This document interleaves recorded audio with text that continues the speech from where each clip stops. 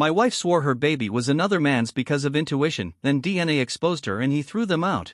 This whole thing started about 2 years ago, back when my wife, Leslie, and I were hitting a rough patch in our marriage. We'd been together for 6 years by then, and honestly, things had started to feel pretty stale. You know how it gets, both of us working full-time, caught in a routine, barely connecting. She worked as a marketing coordinator, and I'm an electrician, so our schedules rarely lined up. We were living under the same roof but moving in completely different rhythms. On top of that, we had been trying to have kids for about 3 years with no success. We went through some basic fertility tests, and everything came back normal on both sides. So the doctors just told us to keep at it, maybe think about IVF if things didn't change. The waiting and the disappointment were taking a toll, especially on Leslie. She wanted to be a mom so badly, and every month that passed without a positive result hit her hard. I could see it eating away at her, even when she tried to act like she was okay. Around that same time, Leslie started hanging out more with her coworkers after work. I didn't really mind at first. She seemed lighter, more cheerful, like she was finally getting some energy back. She mentioned this new guy, Russell, that the company had brought in as some sort of consultant. He'd worked with big-name firms out in California before moving to our city. Leslie would bring him up here and there when she talked about work stuff, but it all seemed harmless at first. Then she started working late more often and going to these company events that, for some reason, kept popping up every other week. She'd come home and talk about Russell's travels and his big ideas about starting his own company. She said he had all these exciting stories and seemed really driven. I noticed she was putting more effort into her appearance too, dressing nicer for work, doing her hair differently. When I complimented her, she'd brush it off like it was nothing. The first real warning sign came after one of those work events. She came home acting off giddy, nervous, checking her phone constantly and smiling at it like she was texting someone who made her feel like a teenager again. I asked her what was so funny, and she said it was just a joke from work that I wouldn't get. That stung. We'd always been open about everything, especially stuff like our phones. But now, it felt like she was guarding part of her life from me. Over the next few months, she just kept drifting further away. She'd come home and immediately bury herself in her laptop or phone, barely saying anything to me. I tried planning date nights, weekends away, anything to reconnect, but she always had an excuse. She was too tired, had plans with work friends, or was just not in the mood. The intimacy in our marriage disappeared altogether. Anytime I tried to get close, she'd say she was overwhelmed or not feeling well. I brought it up a few times, told her how distant she'd been and how I felt like I was losing her. She'd accuse me of being paranoid and flip the blame back on me, saying I wasn't being supportive enough, that I didn't care about her career or friendships, and that maybe if I did, she wouldn't feel the need to keep things separate. So I backed off. But deep down, I knew something was seriously wrong. Then, about a year and a half ago, she came home looking completely different. There was this glow about her, like she was buzzing with energy and nerves all at once. She kept playing with her hands like she didn't know what to do with them. Finally, she sat me down and said she had something important to tell me. For a second, I thought maybe she got a big promotion or something. But no, she told me she was pregnant. I was stunned.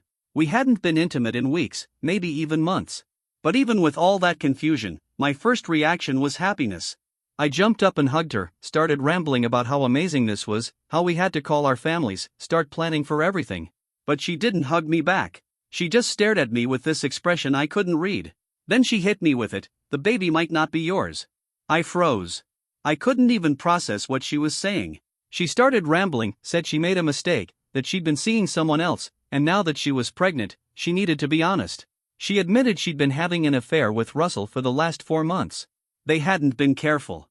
And now, she didn't know for sure who the father was. Even after all that, I asked if she wanted to fix things, if we could do a paternity test, figure things out. I still loved her, and a part of me wanted to fight for our marriage. But then she dropped something that completely blindsided me. She said she didn't think we needed a paternity test because she just knew the baby was Russell's. I asked her what that was supposed to mean, and she told me she had this strong intuition, that she could feel it. She said the connection she had with Russell was so deep, so spiritual and emotional, that she just knew the baby was his. She said being with him was unlike anything she ever felt with me. That when they were together, it was like this higher-level bond that made everything else fade away.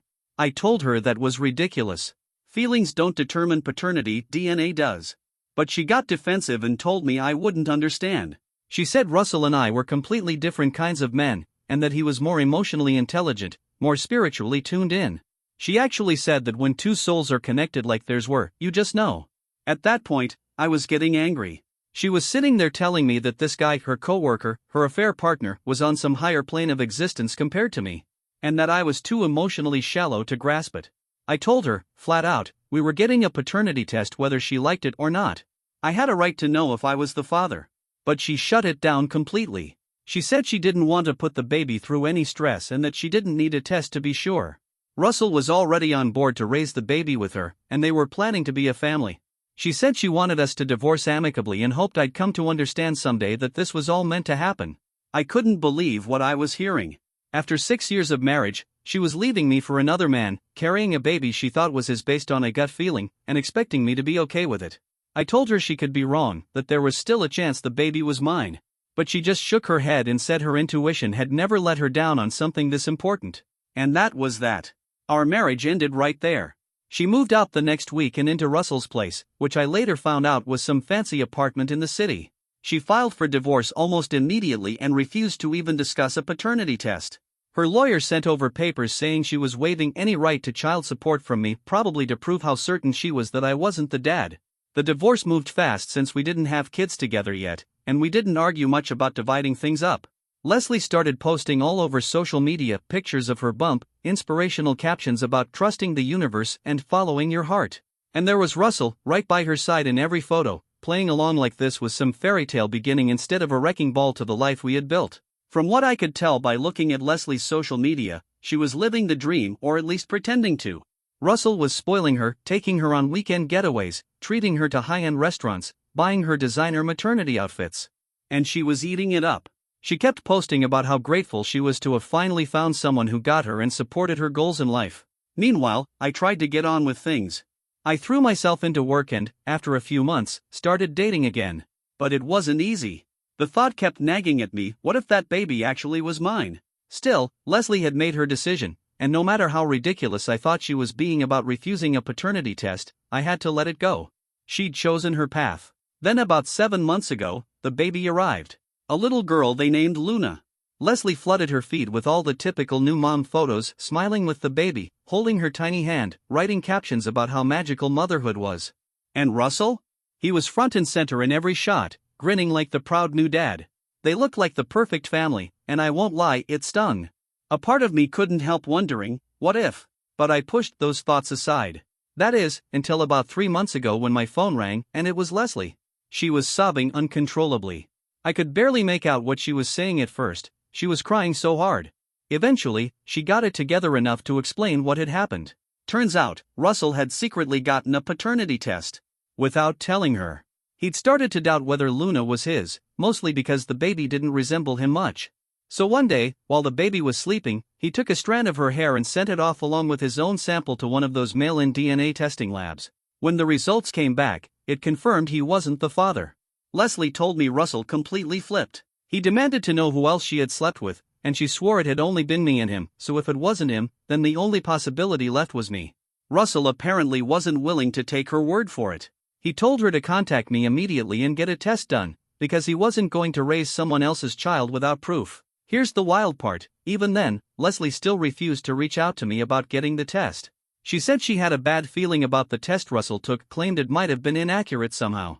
She still believed, deep down, that Luna was meant to be Russell's child. She figured if they just waited it out and let the universe guide them, things would work out. Russell wasn't buying into any of that spiritual nonsense this time. He gave her a deadline, 1 week, to figure out who Luna's real father was and bring him solid proof, or he was done. She spent the entire week begging him to ignore the test results and focus on their connection. He refused. So he kicked her and the baby out. That's when she called me again, crying and asking if she could come over to explain everything in person. I told her no. I wasn't about to get sucked back into the chaos she created, especially when she had every chance to involve me earlier and chose to keep me in the dark. She begged, said she just needed a chance to explain. But I reminded her she'd already made her decision when she put all her faith in some gut feeling instead of facts. Over the next few weeks, she kept calling and texting me. She said she was crashing at a friend's place, struggling without Russell's financial support, trying to take care of Luna alone, and feeling totally overwhelmed. I ignored most of her messages. As far as I was concerned, this was the result of her own choices. She was so sure Russell was the father, so certain the universe had aligned things for her. Well, now she could deal with reality without my help. But then she started showing up at my house. The first time, she looked wrecked. She was holding Luna, dragging along a massive diaper bag, and she looked like she hadn't slept in days.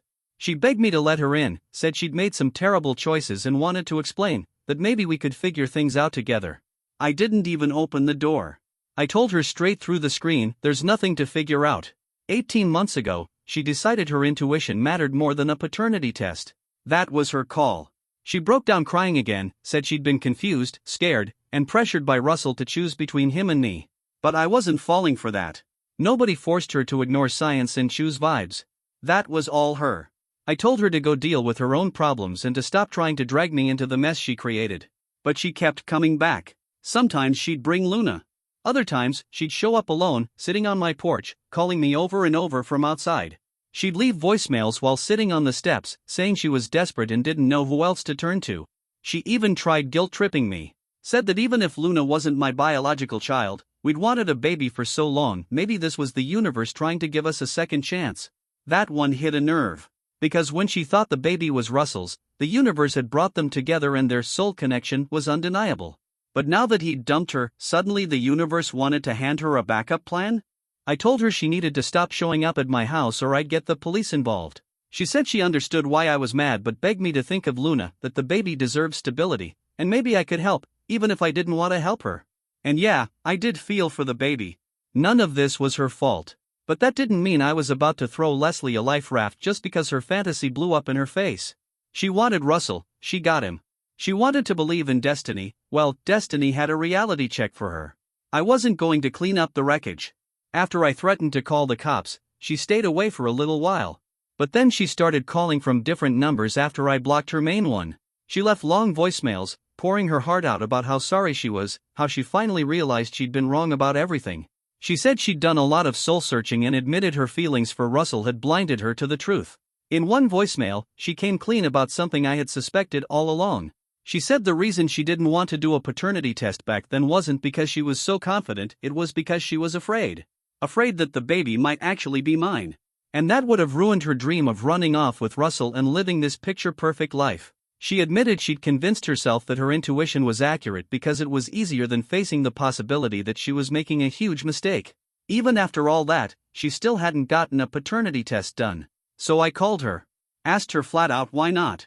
And she told me she was scared. She said if it turned out Luna wasn't mine either, then she'd truly be alone. No Russell. No me. Just her and a baby with no one to help. I told her that's exactly why she should have gotten the test in the first place, instead of making huge life decisions based on how she felt. She told me she didn't have the money for a paternity test right now and was hoping we could just move forward without confirming anything. That was when it hit me, Leslie hadn't learned a damn thing. After everything, she was still dodging reality. Still expecting others to step up while she danced around responsibility. She wanted me to step in and raise a child that might not even be mine just because her fantasy life with Russell had gone up in flames. Update 1. Even after I told her no, she didn't let up. For weeks, she kept hounding me, calling from different numbers, sending long texts, even dragging her sister into it. Her sister reached out saying Leslie was in a bad place emotionally and financially, and that Luna, the baby, was such a sweet kid who deserved a father figure. Then she gave me the same pitch I'd heard before, that maybe this whole situation was fate, and I still had a chance to have the family I'd always wanted. Sure, not the way I planned it, but still possible. I told her the same thing I told Leslie a dozen times already. I wasn't agreeing to anything until a paternity test proved Luna was my child. If that test said she was mine, I'd absolutely step up, we'd figure out how to co-parent. But until then? I wasn't making life-altering decisions based on someone else's wishful thinking. That's when her sister tried to explain that Leslie was scared.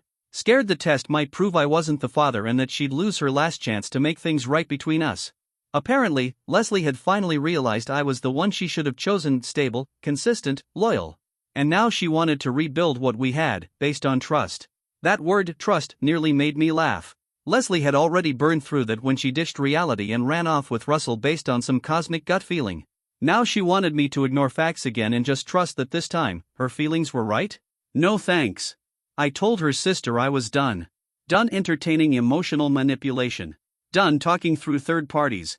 If Leslie wanted to talk like an adult and discuss the actual situation, starting with a paternity test, she could call me herself. Otherwise, I wasn't wasting any more time. And for a while, it seemed like it finally got through. The calls stopped. No more texts. No surprise drop-ins. Through a few mutual acquaintances, I heard Leslie had moved back in with her parents and was job hunting. It actually sounded like she was trying to piece her life back together. Good for her, I thought. But then, 2 months later, I got a call from an unfamiliar number. I answered, and a man's voice asked, "Is this Leslie's ex-husband?" I said yeah, and asked who was calling. He said his name was David, and then he dropped something on me I didn't expect at all. He thought he might be Luna's father. I was stunned. I told him Leslie had claimed the only 2 men in the picture were me and Russell. But David said he had been casually seeing Leslie around the same time Luna would have been conceived. She'd told him she was separated and figuring out her next steps. They met on a dating app, hooked up a few times, and then she suddenly ghosted him. He moved on until he came across one of Leslie's social media posts. He noticed the timing of Luna's birth lined up with when they were seeing each other, and to top it off, he said Luna resembled his baby photos. That's when he started to wonder if maybe he was the father after all. He said he tried reaching out to Leslie directly, but she ignored his messages. Somehow, he got my number from someone who knew about the whole situation and decided to call me. David seemed like a stand-up guy. He wasn't trying to start drama, he just wanted to do the right thing.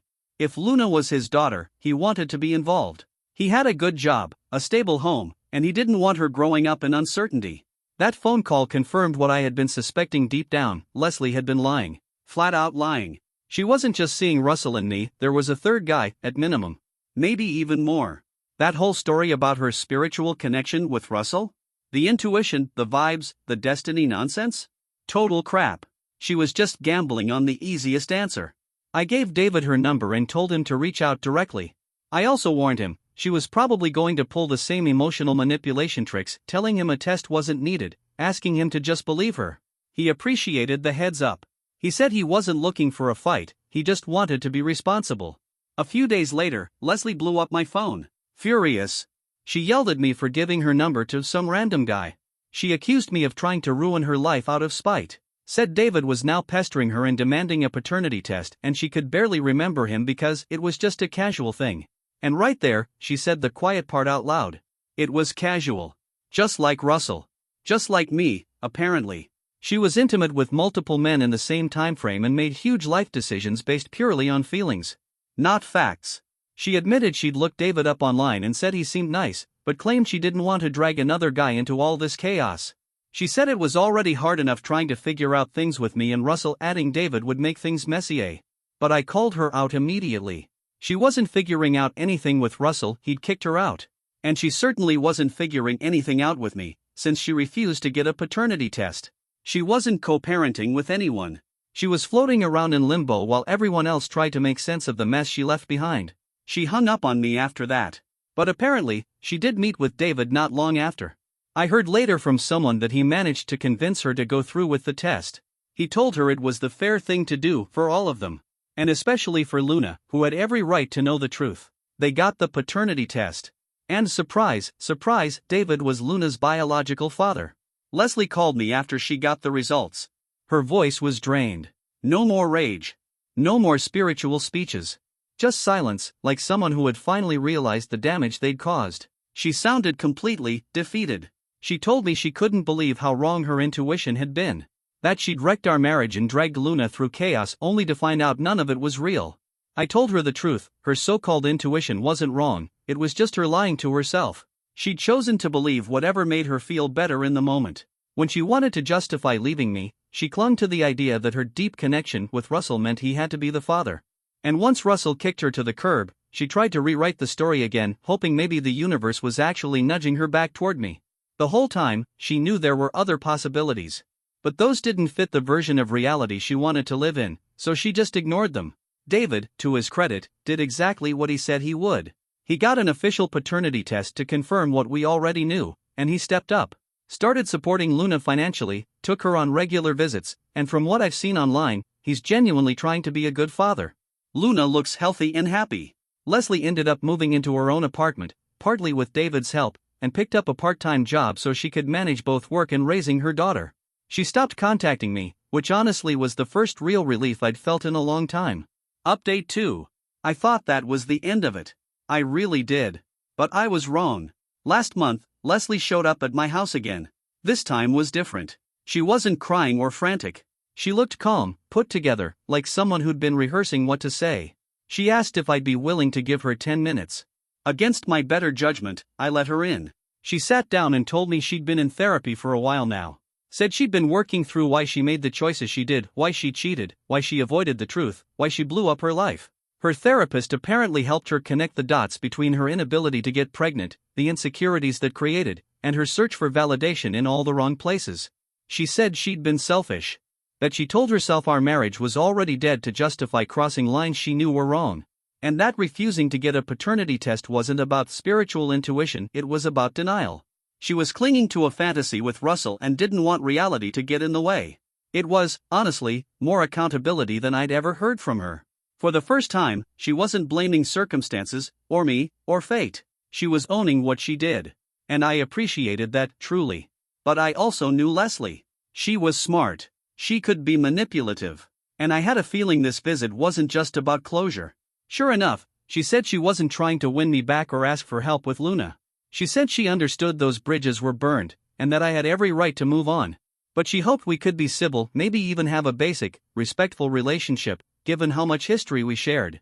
I told her I appreciated her growth and that I hoped she continued down a better path for herself and for Luna. I thought we were done. Then she hit me with something unexpected. She said there was one more thing she needed to get off her chest. During therapy, she'd been working through her emotions around the paternity situation.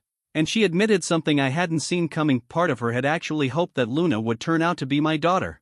Even though she had convinced herself that Russell was the father, deep down, she said she felt relieved when his test came back negative. Because it meant there was still a shot, however slim, that Luna was mine. And if that had been the case, maybe we could have found a way back to each other. She said she was quietly disappointed when David turned out to be the father, not because he wasn't a good man, but because it erased any final tie to me. She told me she now realized I had been the best partner she ever had. That leaving me was the biggest mistake of her life.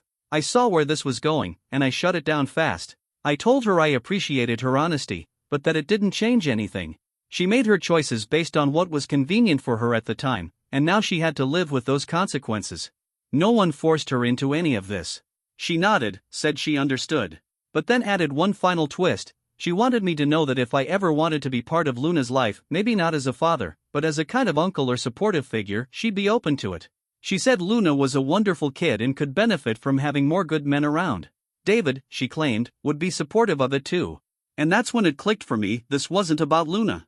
It was about staying connected to me. She was presenting it as a generous offer, something in Luna's best interest, but it was just another subtle way of pulling me back in. Spend time with Luna, text about pickups or birthdays, and suddenly we're back in each other's lives again. It was emotional fishing with a different bait. I told her I wasn't interested. That arrangement would confuse everyone, especially Luna. If she needed positive male role models, she had David. She'd naturally meet others in her life, uncles, teachers, mentors. It didn't need to be me. Leslie looked disappointed, but not surprised. She thanked me for hearing her out, said she hoped one day I'd forgive her, and then, for the first time ever, she left without tears or begging. But the story didn't end there. A few days later, I got a text from David asking if we could talk. I called him, and he got right to the point. He said Leslie had told him about her visit to my house, and he had concerns. He said she'd recently started pushing for them to have a romantic relationship again. When he turned her down, she began reminiscing about me, saying she wished things had worked out differently with me instead. David was worried. He told me he didn't want Luna caught in the middle of Leslie's emotional confusion. He'd made it clear to her that Luna's relationship with him was not a ticket back into anyone's heart. And he didn't want me to feel pressured to step in just because Leslie kept floating the idea. I thanked him. For being direct. For protecting Luna. For recognizing the pattern. I told him I had zero interest in getting dragged back into Leslie's orbit. I wasn't angry anymore, I was just done. I agreed with him. The healthiest thing for everyone was for us to stay in our own lanes and move forward separately. David said he was glad we were on the same page. He told me Leslie was a good mom to Luna, but she still struggled with accepting that some doors stay closed for a reason. He was trying to help her look ahead instead of clinging to what was already gone. And I hope, for everyone's sake, that she listens.